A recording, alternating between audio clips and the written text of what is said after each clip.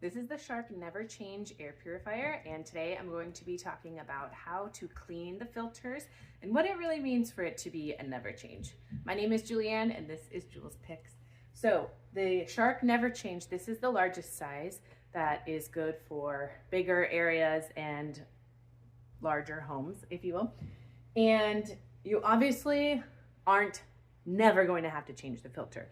It says that it can last up to 5 years. That is obviously really dependent on how large of a space you have, how many people are living in it, if you have pets, and then what sort of things are going on in your air. Are you cooking a lot with heavy oils and spices, or like smoky cast iron pans? That's what happens to me a lot. That's what kicks it on.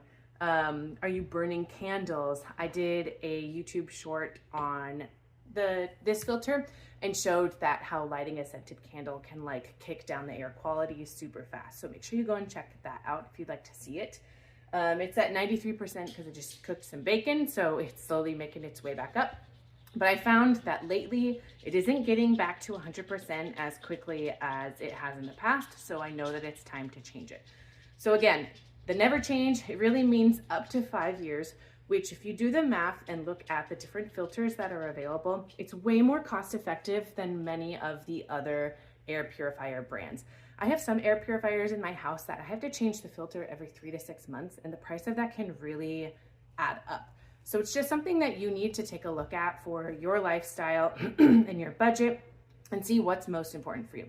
So I'm gonna take this apart real quick and just show you what it looks like. I haven't cleaned it, it's probably been a couple months. I've had this thing for over a year. I haven't had any issues with it and I really love it. So I'm gonna turn it off. There is a display on the top. I have it on auto. So I'm gonna just turn it all the way off. It has a nice little sound. So then if you twist it at the bottom and lift up, this is the main HEPA filter. So again, I've had this for a year. I have 2 dogs and 2 kids, and it's looking a little dirty. You could probably clean this. I know that some people will take this outside and blow it off like with an air compressor, or I don't think I would necessarily vacuum with it. I think blowing it off would be a better way to clean it. This one you do not want to put water on. So this is the part that you are going to purchase and replace. There is a like Shark specific brand, but there's a lot of like dupe brands available on Amazon, and I will link one down below. So that's for the HEPA filter. For the side filter, there's 2 of them, and they're here. You just lift up.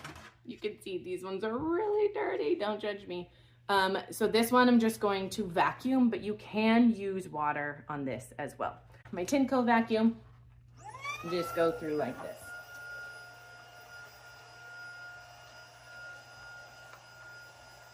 It's so dusty. Make sure you do both sides.